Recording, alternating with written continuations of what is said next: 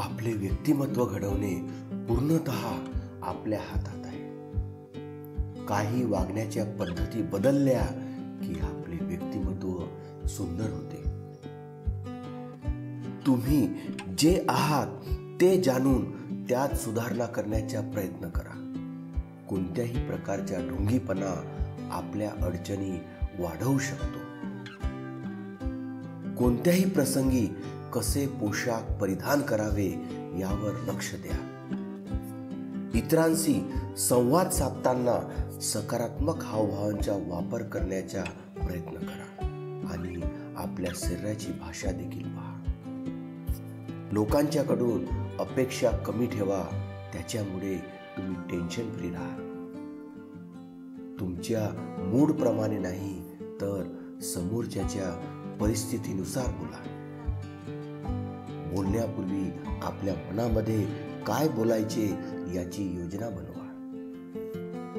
केवळ आपण चांगले दिसत नाही असे वाटून लोकांमध्ये मिसळायला घाबरू नका. संधी शोधा, वेगवेगळ्या कार्यक्रमांना जा, सामाजिक मेळाव्यात भाग घ्या आणि सक्रिय व्हा.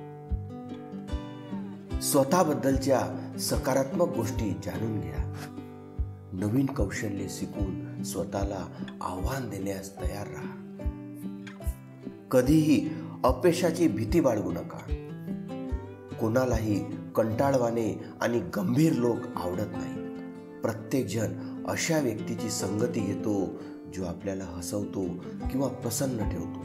त्यामुळे नेहमी आनंदी राहा. ज्या लोकांना तुम्ही आवडत नाही अशा लोकांना इम्प्रेस करण्यासाठी तुम्हाला गरज नसलेल्या गोष्टी खरेदी करणे थांबवा. अशा लोकांपासून दूर राहा जे तुम्हाला अशी व्यक्ती बनवण्याचा प्रयत्न करत आहेत की जसे तुम्हाला बनायचे नाही. फक्त एकच व्यक्ती आहे ज्याच्यासोबत तुम्ही तुमचे संपूर्ण आयुष्य घालवता आणि ते म्हणजे तुम्ही. तुम्ही स्वतःला आनंदी ठेवा. पैशाने पैसा वाढतो म्हणून पैशाचा वापर एक साधन म्हणून करा. जर तुम्ही खोटे आहात तर तितके जास्त लोक तुमच्या सोबत असतील. जर तुम्ही खरे आहात तर मोजकेच लोक तुमच्या सोबत असतील.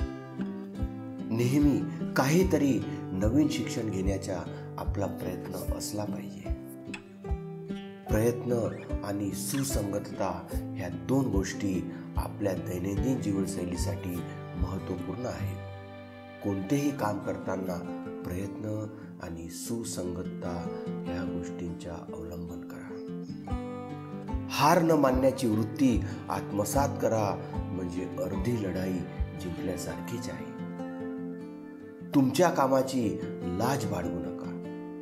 लोक फुकटात तुमच्या टेबलावर जेवण आणून देणार नाही आणि तुमचे इतर लोक बिल देखील भरणार नाही. तुम्ही जे काही करत आहात त्याचा अभिमान बाळगा. 5 वर्षानंतर तुम्ही त्या गोष्टींवर हसाल ज्यासाठी तुम्ही आज रडत आहात. नेहमी हसत राहा. वेळ सर्व काही बरे करते. तुमचा मार्ग तुमच्या मित्रांच्या मार्गापेक्षा वेगळा असेल तरी सुद्धा ठीक आहे. ते करतात त्याच गोष्टी तुम्हाला करणे गरजेचे नाही. लोकांना तुमच्या इमोशन्स दाखवणे, तुमची गुपितं सांगणे म्हणजे एखाद्या शार्क समोर स्वतःचे रक्त दाखवण्यासारखे आहे.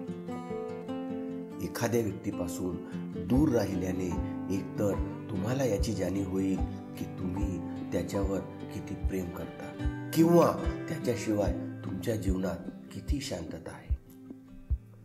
तुमचे प्रॉब्लेम तुम्ही कोणाला सांगत आहात याची काळजी घ्या, कारण तुमच्या समोर हसणारा प्रत्येक व्यक्ती तुमचा मित्र नाही. काही लोक तुम्ही बदललात म्हणून तुम्हाला नावं ठेवतील, तर काही लोक तुम्ही पुढे गेलात म्हणून आनंदी होतील. काळजीपूर्वक मित्र निवडा.